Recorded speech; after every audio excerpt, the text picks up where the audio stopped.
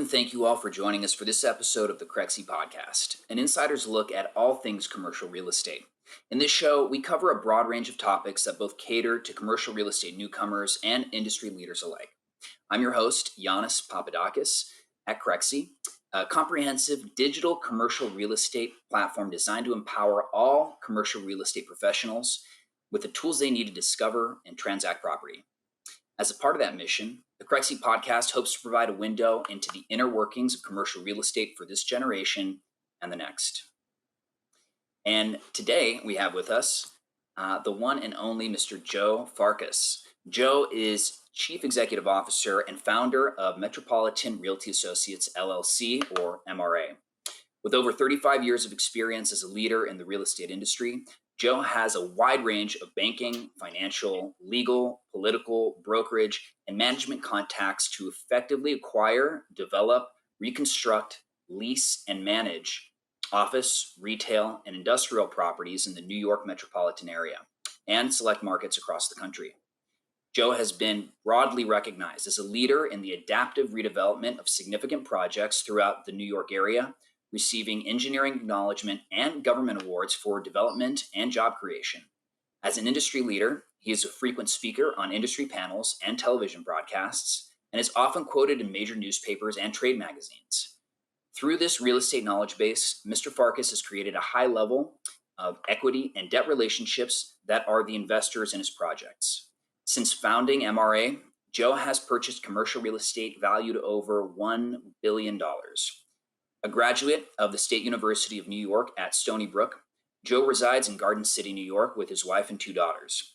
He's also the founding trustee and president of GCRE, a philanthropic foundation comprised of real estate professionals raising money and awareness for charitable causes impacting the lives of residents and family members within the village of Garden City and across Long Island. He's also an active blood donor to the New York Blood Center. Joe, welcome to the podcast. Thanks so much for having me, Yanni. Appreciate it. Absolutely. Now, do you have that super rare, valuable blood, the O negative? Is that why you're always giving it? Yeah, I think I am. I think I'm O negative.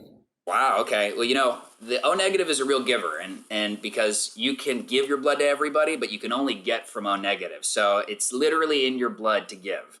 I always give. Try to do that regularly. It's important to me.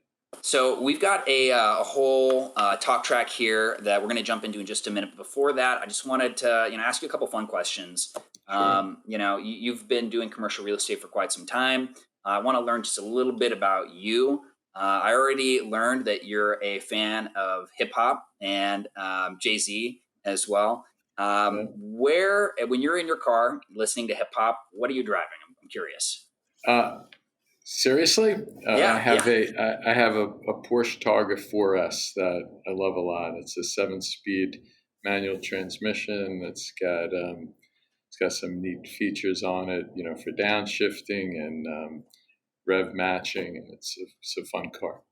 I asked because my favorite place to listen to Jay-Z is in my car when I'm driving, and just being on the road and listening to good music is kind of one of those unmatched experiences, especially if you're loving what you drive. Yeah, and being from New York, this is kind of a controversial question, but who are your sports teams? I'm a big Jets fan, and I grew up as a Mets fan as a kid. Lived in Flushing, New York, and the Mets were awesome. During '69 and '73, those were great childhood memories, and obviously beyond. But '86, I was Mets fan. So you've got a threshold for disappointment. It sounds like that. Yeah, there's been some disappointments along the way. Well, I mean, it goes for every team. I can't tell you how many times I've rooted for the Dodgers just to watch them, bobble it at the last minute. But we're looking pretty good this year. Yeah, good. It's going to be an exciting season. We've got a great new owner, and I think things are looking up. Absolutely. All right. Well, I guess I should do what we're here to do and actually jump into the talk track here. Sure. Starting off, you've had a widely, and maybe varying career path in commercial real estate, doing everything from your early days as an appraiser, an office leasing broker, and transforming into a seasoned investor and developer. How did you first get started in commercial real estate? Yeah, it's a great question. 35 years ago, when I got into it, nobody really knew what real estate was. There were no. It definitely wasn't a sexy financial service sector. Um, Colleges, universities didn't have schools of real estate. I was fortunate. My father um, was in the business. He started his career as a residential property manager and worked his way up to and through a major insurance company, running their international real estate portfolio and doing a lot of transactional work. And really, our dinners were all focused around what my dad was doing. He was a big figure in my life, and really loved talking with him. And outside of sports and baseball and golf, really loved the business. And we would talk transactions at the table. My mom wouldn't have a clue what was going on. My sister neither, but we'd talk about leasing, we'd talk about sales, we'd talk about financing, we'd talk about foreclosures, what was going on within the portfolio. And I really just really felt like I had a connection to it. I didn't want to be a lawyer. My younger brother's a lawyer. My older sister's a doctor. Didn't have that desire, but I definitely knew I liked deals. Deals were, that was what was driving the conversation with my dad. And it really led me into the business, so to speak. And during college, I worked as a union employee for Local 94, which was the building engineers union for all these skyscrapers, running the air conditioning and heating systems and taking care of these awesome buildings. And I got to work in them, and I got to understand how these buildings operated, and saw really the back of the house of everything. The equipment, the engineering, the refrigeration. Really loved it, but didn't think that was where I was going to spend my career. But it was a great insight to operations. And coming out of school, I was introduced to people at Cushman & Wakefield. One of the country's it's a global powerhouse today, but back in the day, Cushman & Wakefield was synonymous with New York City, and got an opportunity through school to get into their appraisal and consulting group through an old friend, now is an old friend, but a mentor at the time, Frankly Antonio, who also happens to live in Garden City. And I got my first job in the appraisal division of the company, and really learned my way around how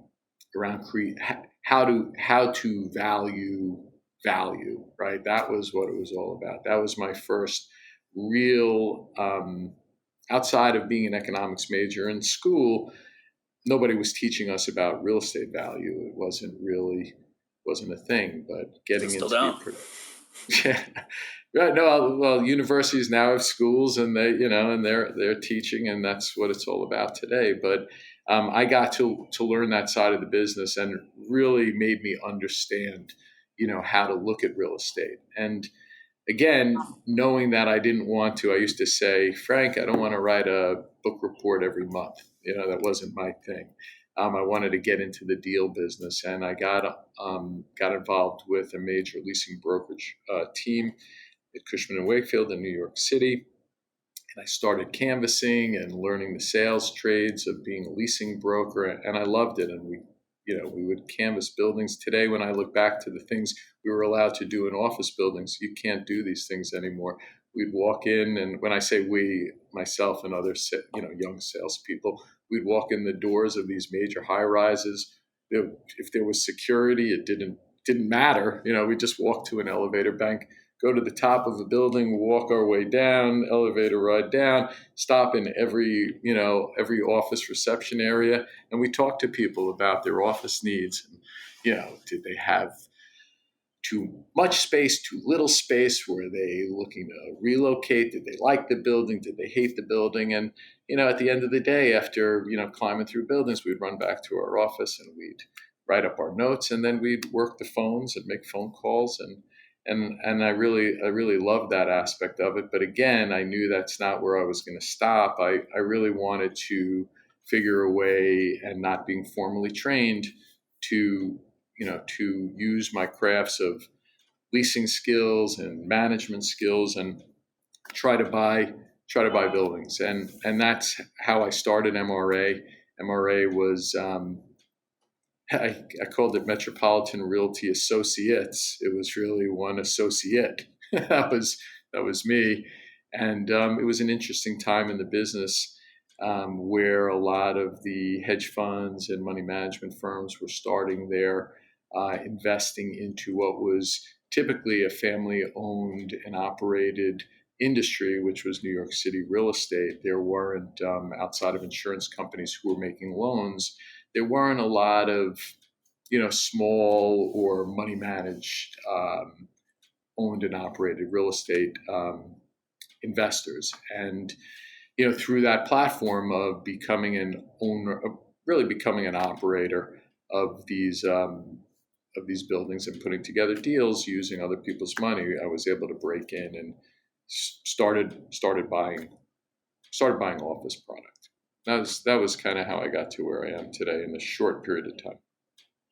So it sounds like you developed a very early appreciation for deals, through your dad, and kind of that love and that passion for deals kind of stayed with you your whole life.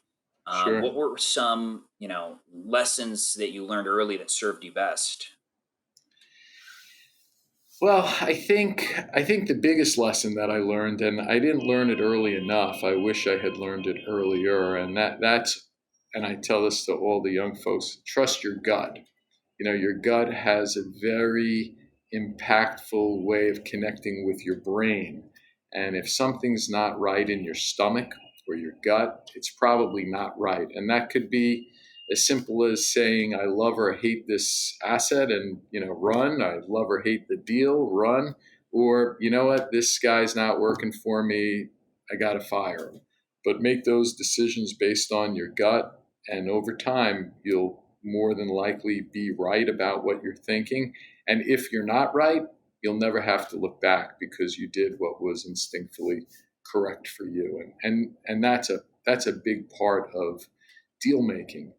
I always say you can go to Harvard, you can go to the greatest schools and be around the smartest people, but everything is not about math. It's not about numbers. It's about personalities. It's about chemistry, and it's about having a feeling of when to lean into a deal, when to step up and take a risk. And when you have that sense about you, and when you have some years behind you to vet out what's right and wrong, it'll really help you over time. Aside from COVID, which has impacted everything, how has deal activity and processes changed over the last 20 years of MRA's operation? It's funny. So much has changed. I was making a joke about canvassing buildings and writing notes, and you could never do that. I mean, that's not happening anymore. I don't even know canvassing techniques today. They've changed so much. It's all on the internet. And there's no more fax machines, right? I was telling a young fellow, we used to sign documents over fax machines. I don't even know if some people understand what a fax machine is today. But I'm not sure so much that COVID has changed the way deals are being done. I think COVID has changed the flow of deals, and where there was a steady stream of deals to look at in one sector, it's quickly moved to the next. So what I mean by that is MRA, as you mentioned, is in business for 20 years. We really focus on the office, industrial, and retail sectors within the real estate industry. And the reason those sectors really came together for MRA was because in one phase of an economy or another, those three sectors always played or had an integral part of developing from one use to another use. I remember the days of buying an industrial deal to convert to an office deal or a retail deal, or a retail deal to become, an office deal, or an office deal to become a retail deal. Things were always changing amongst themselves. And now when I look at the different sectors where deal flow is, because of COVID, the office sector has basically dried up. The deal flow in the office sector is completely an off-market sector today. It's very, it's if deals are trading in New York City, they're quiet. They're through long-term relationships. They're through banks that don't, want people to know they're saddled with a problem. But it's transformed to retail deals, which are probably the most distressed assets, at least in our sectors, and the industrial business, which is probably seen pricing increase through the pandemic, which is incredible to me. As I look back over the last 12 months, and we were fortunate, we were able to purchase a $50 million logistics center during COVID, because right time, right place. But we also lost a couple of deals during COVID. And when we tried to get back to them, pricing had gone up, surprising to say.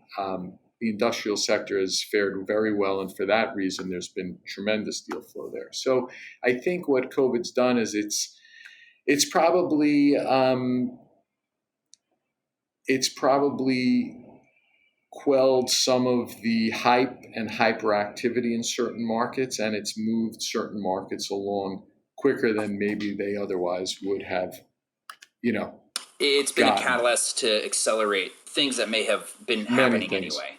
Correct. The retail sector, particularly when you look at retail, and we've been involved in retail for a long time, the retail sector was having troubles 5 years pre-COVID. COVID came along and just exacerbated that transformation. And I mean, I've been hearing the same, at ICSC for the last few years, retailers and retail owners talking about, the impact of things like Amazon, drop shipping and, e-commerce. And I think that everybody, that really follows that market closely, was expecting this maybe 10 years down the line, at the rate that we're seeing it now. So I definitely see that in terms of not necessarily changing, but just kind of accelerating the timeline and kind of thrusting us forward a little bit. Sure. Switching gears a bit, while MRA does business nationwide, you primarily focus on New York City and the surrounding areas. And, we know COVID has sharply impacted the commercial real estate scene in New York. What does the aftermath of the pandemic look like? Or can we call this an aftermath? Are we still in it? Well, I think the good news is we're recovering. I see it on the streets every day in New York City. I've been in the city for predominantly through the COVID pandemic. We didn't shut our offices. We're a small operation. We had a lot of flexibility. We were able to work together. We didn't have, a lot of the human fear or issues that the larger corporations had. So we fared well as a small business, which I'm very happy about. But like I say, we're coming to the other side of the pandemic. I was always a big proponent of wearing masks, following the science, and social distancing. And with that, I felt early on more people than not could return to the office safely, and really focus the government's energies on the older population and the population with pre-existing conditions, so to speak. And that's where I felt real concern should have been placed. I feel where we see an aftermath in New York City, putting aside when will office workers return, which is the lifeblood of New York City. I think the second part and the forgotten part, and maybe not so forgotten, is really the restaurant and bar scene within New York City. That, to me, is the lifeblood and the bones behind what makes New York City so great. And it's terrible what has really happened, throughout New York City, and what the pandemic forced upon them in terms of shutdowns, in terms of occupancy limitations, whether it be 25% or 50%. I remember walking through New York City on December 22nd, which would have been a highlight of any holiday season in New York City. And saying, "Oh my God, there's nowhere to have a drink here, and there's nowhere to celebrate with friends, and there's nowhere to have a great dinner and be happy about the coming New Year and the holiday season." That to me was the darkest time between Thanksgiving and February. We'll call it 13th, because that's basically when the mayor or the governor allowed restaurants to reopen. I mean, if you look back in time, restaurants were shut down if you didn't have outdoor seating. And who really wanted to sit outside during February in New York City? It was 0 degrees. It was painful. That to me is a big storyline, more so than the office workers, because the office workers were being paid and taken care of, and they'll come back. They'll come back with their corporations, and they'll reoccupy buildings. And New York City is coming back. There's no way it's not. But the restaurants and bars, hold a special place for me, because that's where I do a lot of business, client entertaining. Right. And I mean, I feel like a lockdown has really kind of created an equalizer in terms of, if you're locked down in Los Angeles or New York, it's the same as being locked down in, Wyoming or the Dakotas or Arizona, right? Everybody is, stuck with what's literally around them inside their own place. And I think it's, not to say, not to, cry here, but when you have so much outside of your own place and you're used to having that, having it just ripped out from you, is a pretty tough, change, especially if it's something that you rely on, to do business as well. Sure. I think, though, in the near term, that's not where the drama is. I think the drama is really for those small business owners and their employees that really, really suffered. Missing a meal, nobody cares if I missed a meal or didn't have a drink. Right. It's that the restaurant is closed now. You're right. And may not open. There's so many fine establishments in the city that may not come back. I heard a staggering statistic of maybe 50% of small restaurants may not ever return. That's crazy. Now, look, it may give another person an opportunity to start a business, but somebody's blood, sweat, and tears went into operating a business for 20 years and it's gone. So that really leaves a hole in me. It hurts. It hurts, especially when you're sitting there at home and seeing, your favorite spot down the street's closed, not reopening. Your favorite bar up the street's closed, not reopening. Right. It's gone. And you knew the people. You knew the waiters and the bartenders. Regular. Yeah. So that's trouble. Yeah. We talked a little bit about what kind of recovery you see in office and the retail sectors, which are two of the hardest hit. But can you discuss opportunities in distressed big box assets? Sure. And by the way, I don't think, just to segue for just 1 second back to office, I'm a strong believer in New York City office, even in suburban office, and that's coming back. Like, I don't see the same distress. I think people are waiting on the sidelines for crazy distress in office. Yeah. I don't really think it's happening. I think there was a time period where owners had issues collecting rent. I think they've worked through all that. And I think that the office workers and tenants are coming back. I think it's foolish to think they're coming back 100% as they were pre-pandemic. I think there's probably a 10 to 15% shedding of the in-office worker. I think that the work from home concept with Zoom, like we're talking on Zoom today, I think that's here to stay. I don't think it's as overstated as people are thinking. But I do think 10 to 15% is probably shed. But the retail situation is a much different situation. That's been forever changed. The big box department stores and retailers have reshaped their businesses. The pandemic absolutely hurt that business and that model. But that was a long time coming. The department stores were suffering for years and years, and very slow to change their business ways. I think that that e-commerce and online shopping and the relevance of Amazon over the last 5 years exacerbated that. But I think the pandemic really put the nail in the coffin. And we as a company had been looking at opportunities pre-pandemic to convert where we thought there was distress because of natural erosion of market share by these department stores and the big box users to reposition as retail assets by improving the physical assets and kind of realigning the uses with the current uses. I think today it's gone even a step further, and we've been very successful in that, in buying former department stores and either putting in new retailers, self-storage companies, even changing to residential uses. I think that's all been flipped on its head based on the pandemic and the amount of the big box and vacancy of retail that's happened since the pandemic and the strong emergence of e-commerce.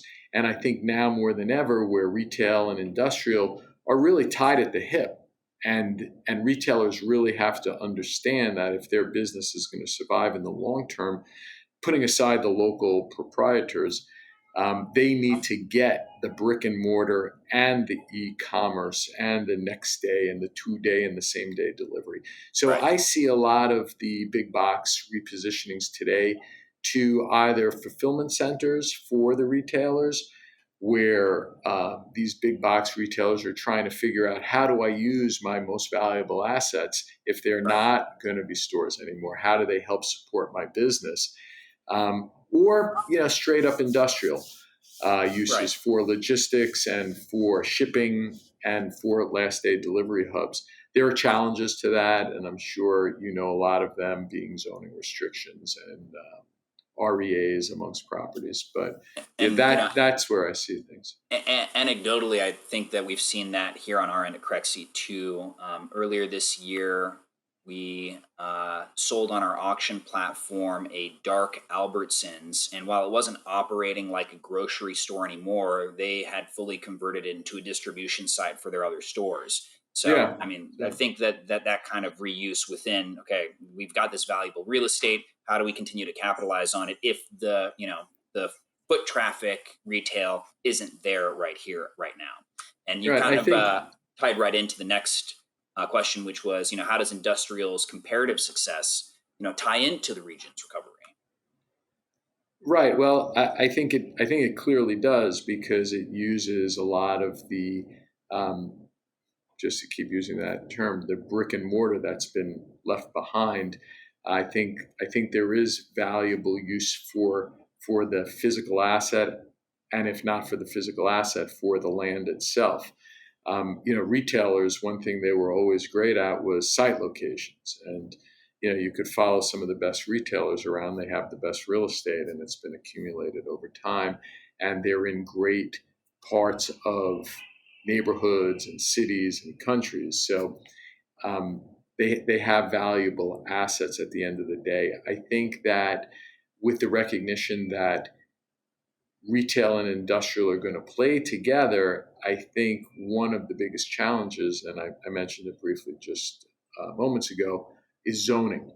And people look at these big boxes and they say, oh, we can convert this to a self-storage facility, which is hot today, to a logistics distribution center today. And we can build loading docks, and we can, have drive-in box-in trucks, and we can load from two sides of the facility, and we can distribute, conveniently to where all the rooftops are. The problem is that the municipalities and the townships and the cities where these great assets are located are very slow to change zoning. And the communities that these facilities would otherwise service are slower to accept the changes of use. There's so many stories I can tell you about rezoning nightmares, where unbelievably positioned former retail boxes are within communities that have clear higher and better uses, are completely being blocked or stymied from changing use, because either the township doesn't want to accept lower taxes or lower sales taxes, or the community doesn't want more people in their school systems, or they don't want, the inconvenience of trucking. And until there's really a push by both government and civics to come together to really find the best projects for this great, valuable real estate, change is going to be slow. It's going to be painful. I'm an advocate for working with government. That's the only way development happens. You have to be within communities where you understand that the townships and the governments are pro-development, pro-job creation. I've done it numerous times, time over time, where working hand in hand, understanding the needs of the communities, the boroughs, the cities, to deliver the products that they want, that they can have the constituents sign off on. It smooths the way to successful redevelopment, to successful adaptive reuse, to recreating jobs, which at the end of the day, every politician wants. Right. Or should want. Right. They should. And you've had a long career. At some point, would you say that you've ever had to brush up against corruption as a barrier to getting things done that may make sense for the community? I fortunately, I've never had corruption impede a project. That hasn't happened. And unfortunately, there are always those issues when politics, money, labor, and greed come together. It's a formula for disaster. I've just been fortunate. I keep my nose down. I work very hard. I try to do projects that are as of right. That's a big philosophy that MRA is about.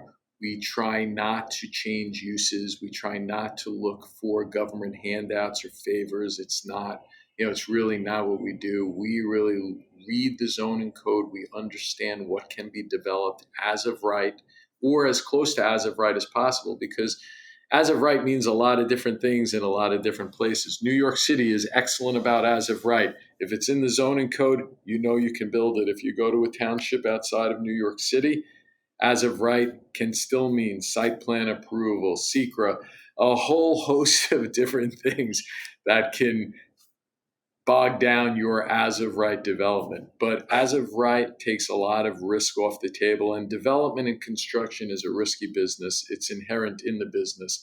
So we try to minimize that as best as possible.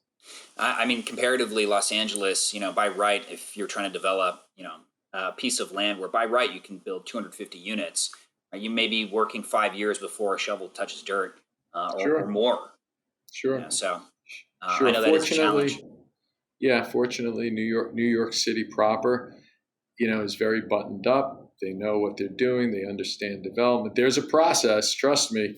There's a big process to getting, an actual building permit in your hands. So long, it's a tedious process, but it's a very tried and true system. And if you understand it and you have the right people, there's no need for any monkey business. Right. And I mean, zoning, challenges play a huge role in both development and creative reuse.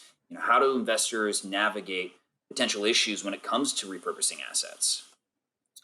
How do they navigate it? Well, one way is to do what I said, propose an as of right use. That's that makes it simple. When I look back on some of our most successful projects, we would buy industrial uses, right? Industrial assets that had wide-ranging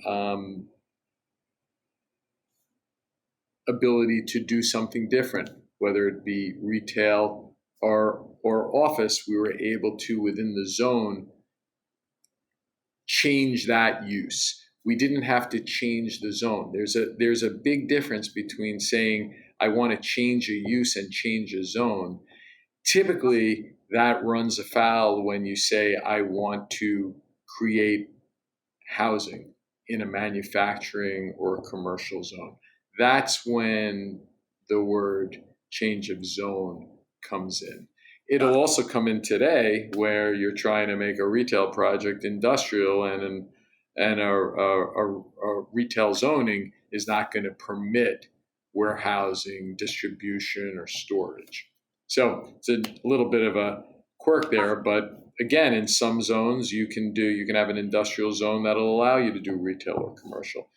Residential is usually the outlier, in my experience. Now, I'd love to focus on your strategies and principles as an investor. We discussed how MRA is primarily based in New York City. How has that specialization served your growth and success? Well, real estate is very much a location business. Understanding the locations that you want to invest in really tend to give you the greatest returns on your investment because you understand location. Being a long-standing player in a community also lends great credibility to your business. And I'm very proud of the fact, extremely proud of the fact, that I've been in the real estate industry for the last 35 years. When I say that, I feel old. I don't feel old at all, but 35 years in an industry is quite a long time. But it gives you the time over that extended period to meet a lot of people, to have your work be recognized, and hopefully that's successful work and notable work. And when you can do that, and you can point to successes, and you can point to colleagues in the industry that will say nice things about you, it always leads you to your next project. And one project always builds on another project. So I think of the last time I bought a deal, I didn't know the broker per se, but I knew the company very well. And I directed the person, speak to this person, speak to this person. Oh, we know Joe. It's a great guy. Yeah, he just finished a great project. And believe it or not, the interesting thing is people's memories, as short as they are also very long. Yeah. And your reputation always precedes you. So you can be a tough guy, and business is tough, but it's how you leave the place you started that really matters. And when we finish as MRA a development, I know for certain that when we're gone, whoever steps into a building that I've owned or built, or a township or a city that I've dealt with, will always say, yeah, that guy got it done. And that is how working in a geographic area can really help you. And something that I'm very proud of. People know me, and they respect the work that I do. Now, outside of New York City, what does your path to expansion look like? Well, right now we're working along I would call it the Eastern Seaboard, looking for industrial logistics distribution centers. And when I say the Eastern Seaboard, that might be a little wider than it needs to be, but really, as south as Florida up to Rhode Island, that's a pretty good swath, and everything in between. We see that as an area that we can penetrate, both financially with the backing that we have and the asset type that we're looking for, and the ability to get to with ease. If we're jumping on a plane, it's a short plane ride. If we're jumping in the car, no problem. Right. And we can make those deals work. And you say as an investor, how do you make your product decisions, right? And what's your team look like? And to what extent is your team kind of hands-on in deals, developing and on development sales? Right. That's an excellent question. We're a small group, so we're a very boutique investment shop and extremely hands-on. That's how our partners know us. We're involved in all details of our due diligence. Any development we're doing, I'm directly involved with the development team and the contractors and the design professionals, and goes all the way from property management to leasing and marketing. That's a hallmark of MRA. Our investors invest with us because they know that's the service that we're providing to them. So I think to ever change that won't happen, and in terms of That's a secret growth, sauce. that it is a part of the secret sauce. To say that, it's a limiting factor as well, because I'll never be, a giant company. It's not what I want to be. I love the business. I love all aspects of the business. So I want to be involved. I don't want to have a team of 30 people, doing things I'm not aware of. And look, at the end of the day, I sign the guarantees on the loans. I sign the leases. I make those decisions. So there's a great deal of responsibility, but it's appreciated, and it's how we continue to invest, whether it be for the local friends and families that invest in my deals, or for the major institutions that entrust me with millions of dollars. I take that responsibility as seriously as I would treat a family matter. That's how important it is. When you take somebody else's money, you better be ready for that responsibility. There's no day off in my world. It's a 7/24 day. Anybody knows if they're working with me, they can reach me at any time. My business is my family, and the people that work for me are treated that way, and my partners are treated that way. That's amazing. Now, on to maybe some fun stuff. Deal stories. Any stories about deals maybe you passed on only to wish you had, taken them up?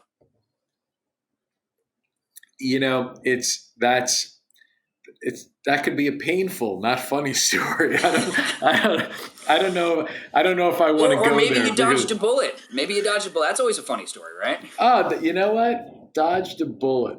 Let me think about dodged a bullet for a second. I'll tell you a dodged a bullet story. I had a contract to buy a retail condominium in Flushing, Queens, in a brand new, beautiful multi-use project. It was retail on the ground floor, office and residential. It had just been completed. It was almost fully leased, the retail portion of it.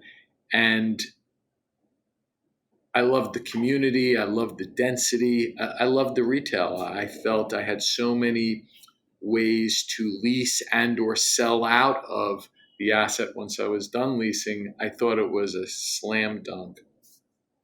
And we got the contract. We were ready to go. I had my equity partner lined up. This has never happened to me ever before. We're negotiating the contract. I get a phone call late one evening from the managing partner of the equity team, and he says, "Joe," and he didn't mince any words. He said, "Joe, you're not going to believe this, but I got turned down." I said, "What do you mean you got turned down?" He says, "We can't buy the deal. They don't want retail in the fund." I was like, "You're kidding me." No, just, we got to drop the deal. And that was it. He says, "Okay, I'll talk to you tomorrow." Like it was nothing. Like it was just nothing. Okay, it was a $50 million retail deal. I was stunned and amazed. And I said, "Okay, look, that's the business, right?" Hang up the phone. I tell the broker, "Look, we're out." 2 months later, COVID hits. And boom, all bets are off. It had a massive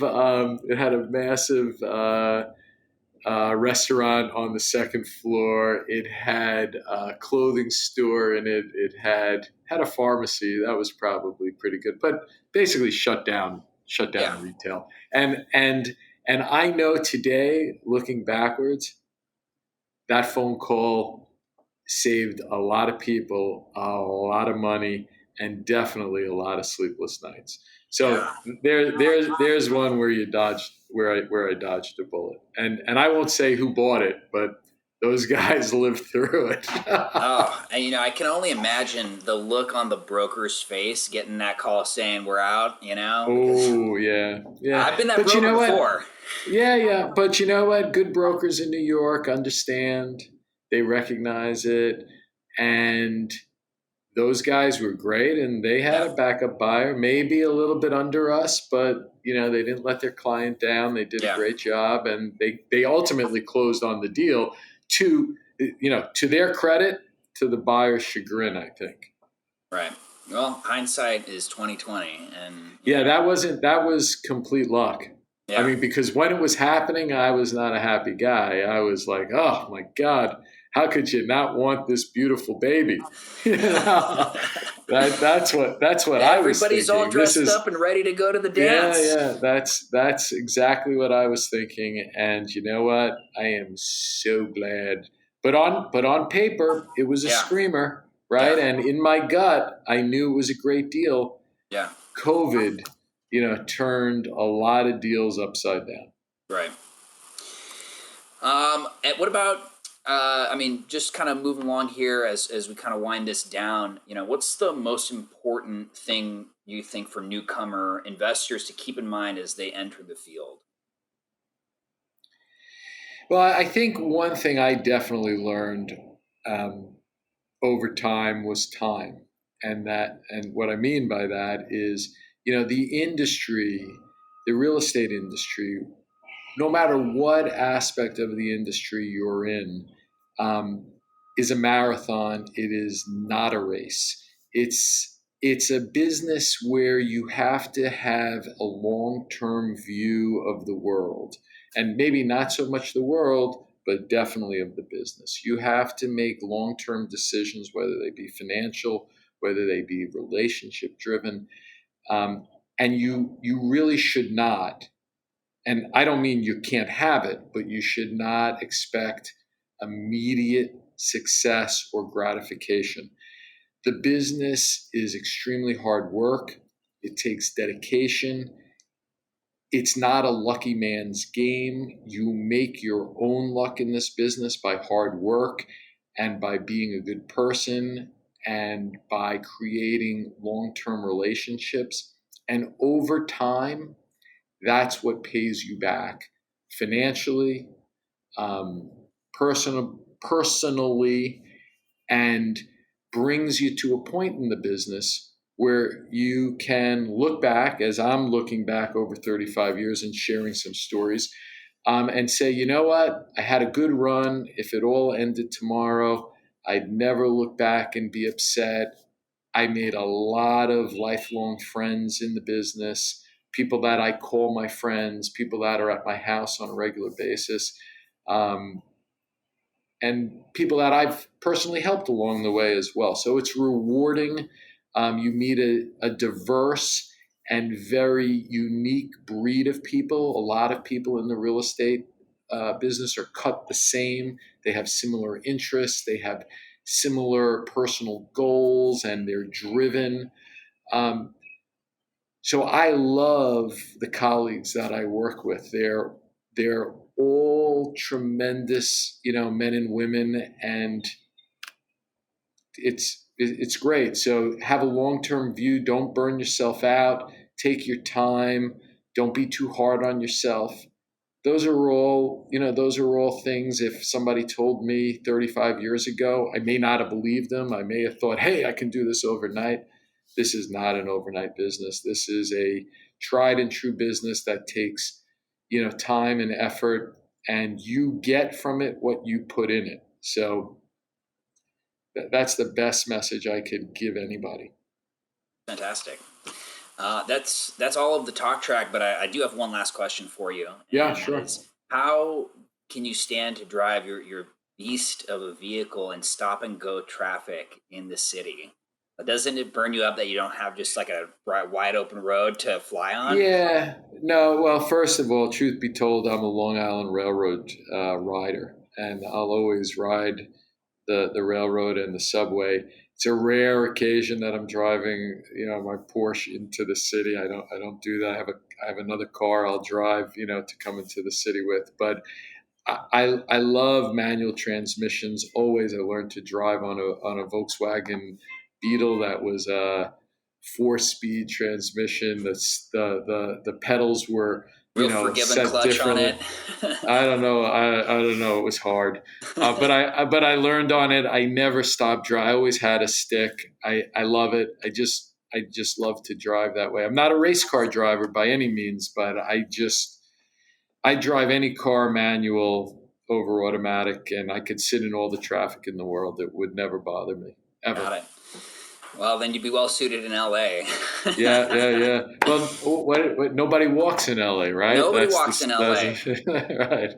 Yeah, I'm coming to LA as soon as they lift the travel ban. Is there still a travel ban? Maybe not. Maybe I can I come. think you can. I think you can get around now. And I don't have to. I don't have the governor's not making you quarantine for a month when you get there. Is he still the governor? I think so. Joe, That's I awesome. want to really thank you for joining us and sharing your insights. Especially on such a timely and important topics. We really appreciate your time today, which Hope I was is helpful. valuable. And I know you're very busy, so thank you for taking the time this morning to sit down with us. Appreciate it. Awesome. And where can people find you online if they want to get in touch? Social media, email? Sure. Well, my email is always open, jfarkas at metropolitanra.com. We're on Facebook. The company's on LinkedIn. I'm on LinkedIn. That's, but call me on my cell phone, 516-455-1562. It's an open line. I'm always available. Text me. It's fine. Appreciate that, Joe. And thanks to everyone who tuned in today. If you enjoyed this episode, be sure not to miss the next one. Visit go.crexi.com/podcast. That's go.crexi.com/podcast and sign up to get the very next episode delivered straight to your inbox. Of course, you can also subscribe to the Crexi Podcast on your favorite podcast app and check out our YouTube channel for video recordings of each episode. Goodbye, stay well, and be sure to tune in next time. Thank you.